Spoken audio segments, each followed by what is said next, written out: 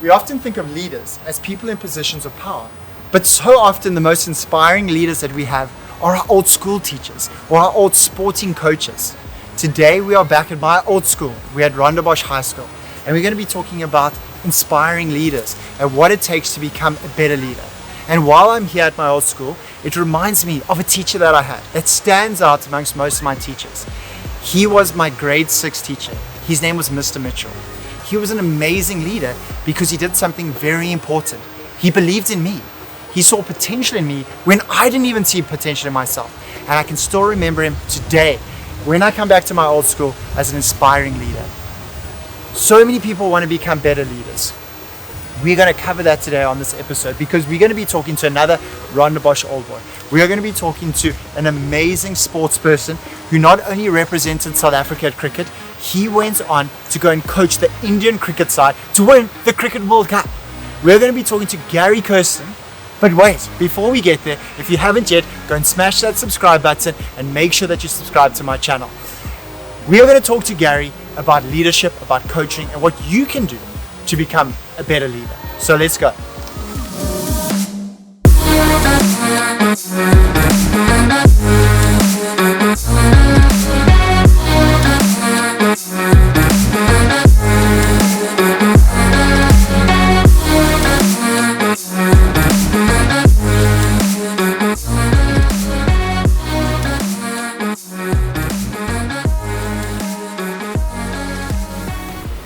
Before we talk to Gary, I'm going to share with you 5 points that anyone can do right now to become a better leader. The first point is about growing as an individual, growing as a person. To become a better leader, you need to become a better person. True leaders are lifetime learners. It's so often said that when the student is ready, the teacher will appear. Well, when it comes to leadership, when the teacher is ready, the students will appear. Become a better person, learn, grow, take in the books that you read, the videos that you watch, to grow as an individual, to become the leader that you actually deserve to become. The second point is about inspiring a vision for your collective, for your team, whether it's at work, whether it's a sporting team, whether it's at school. It's about inspiring people. The Bible speaks about it. Without a vision, the people perish. The third point that we need to cover is about motivating for the greater good. It is important that you find what motivates each individual in that team, and you use that individual motivation as part of the collective, finding out what each individual person's why is and connecting it to the greater good, to the greater why of the team, of the company, of the business, of the organization, that everyone is motivated and inspired by the same vision. And the fourth point is all about shining light on your people. Positional leaders want all the attention. They want everything about them. True leaders, it's not about them at all. It's about other people.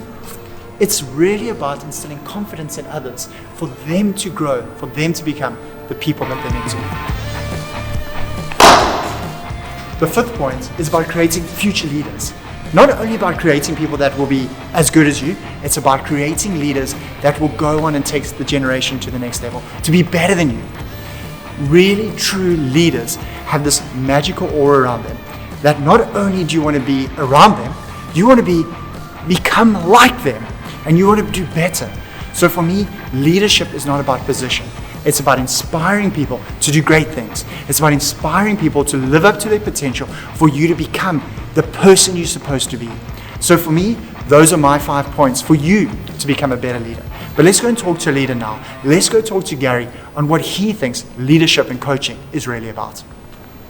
Gary, thank you so much for joining us on Coffee with Craig. I really appreciate you taking out the time to join us today. I know you've had an amazing career as a cricketer, but what I really want to talk to you about is more the coaching and leadership side of things. So how did your journey actually unfold for you to become a coach? Well, I retired after 17 years of playing, and I was like any other kind of washed out professional sportsman. What do you do next, you know? So at 37 years of age, it's quite daunting to start a completely new career in a new industry. So, you know, for me to stay in the game of cricket, which has been a part of my life for the better part of 45 years, I think was amazing. So it was always to look at opportunities within the game, and I've never been a mad fan about commentary and and that sort of stuff. So And coaching were was you ever a coach beforehand? never. Did you ever coach during your actual career? No, not very little. I mean, obviously you work with a couple of youngsters, but not really. So Okay. yeah, it was just a natural So progression. something new that you were starting a whole new, brand new career. Pretty and much. Your pretty first coaching job was coaching the Indian cricket side. Yeah, I mean, I did a little bit of work at UCT for half a season, and then I got offered the job for the Indian team, which And I know there's a bit of a story behind that. How did that actually happen? well, I got an email from Sunil Gavaskar. You know, would you consider the job? So I thought it was a hoax, to be honest with you. And yeah, he kind of said, would you come for an interview? And I said yes, I would. Told my wife, and she didn't believe me. But anyway, that's how it turned out. I kind of got the job out of nowhere, really, with very little or zero experience in coaching. And I was told that they recruited me on the back of my personality that they thought would fit the Indian team. How they knew that, I didn't know either. But it was a weird start to my coaching career. So Gary, you started your coaching career with very little coaching experience. How did you start that new career? What did you have to do to coach some of the best cricketers in the world?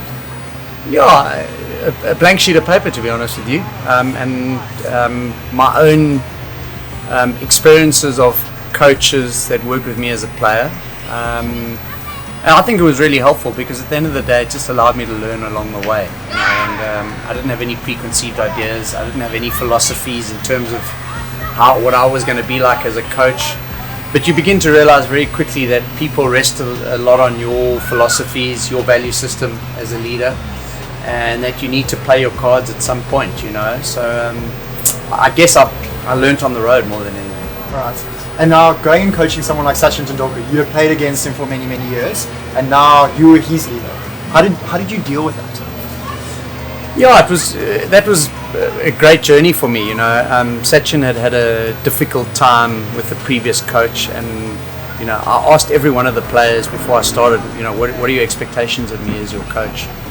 And he made a great comment. He said, you know, probably the most important thing is that you're my friend. You know, and I didn't quite really understand what he was saying, but then very quickly realized that you know, he was looking for someone that he could bounce ideas off, that he could work with, that he could be challenged by, and that he could have a perspective, you know. And do you think you became almost more an accountability partner for him? Yeah. So someone built some trust. I think it was a trust. very trusting relationship, but it took time to build that. Yeah. And I'm sure you would have spent a lot of time throwing balls to him in the nets, just one-on-one.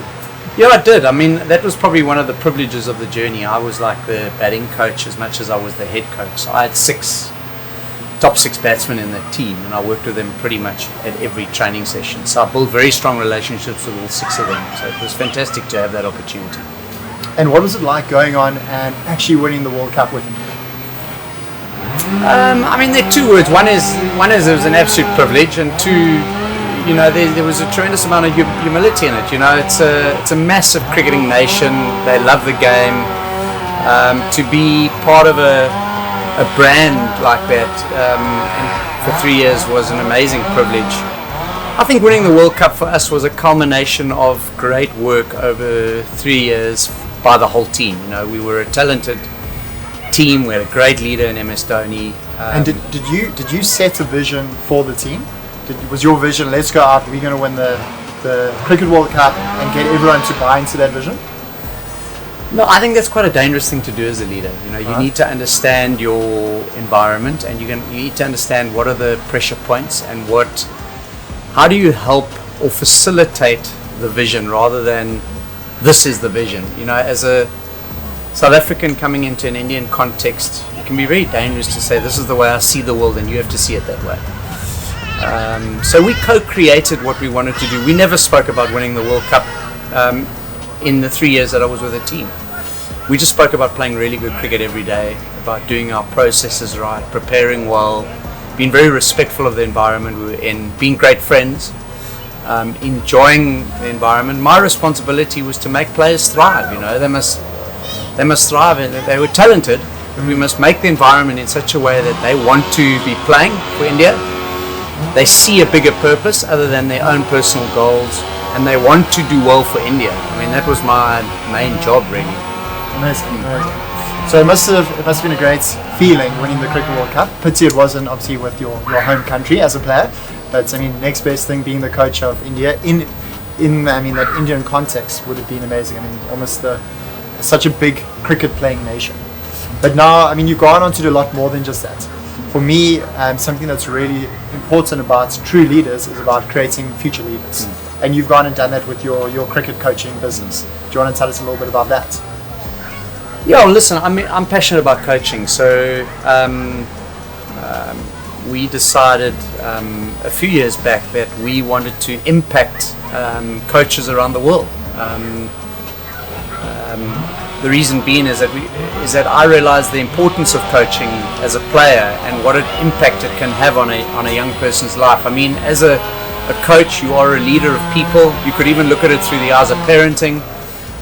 So we felt there was an opportunity to have a larger impact.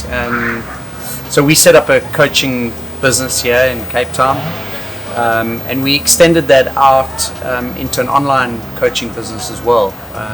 Reason being is we wanted to have an impact on coach education, how people learn how to become really good leaders. And everything seems to be changing to be more technology driven online, so in good timing with everything going on in the world right now. I mean, everyone wants to be online, and it's not just about helping people in Cape Town or South Africa.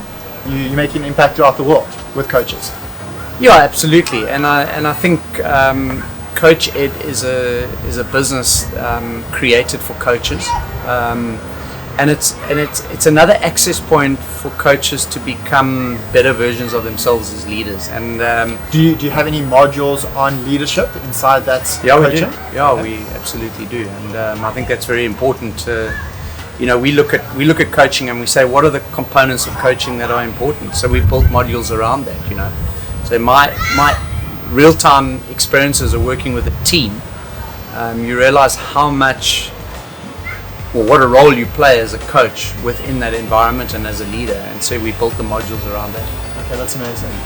So all the best with the new coaching business, Coach Ed. It's an amazing facility that you have here, so it'd be great to obviously have a look around and see what you have done. And it's nice that you're back here at your old school at Rondebosch. Yeah, it's great. This is a fantastic facility. As a coaching business,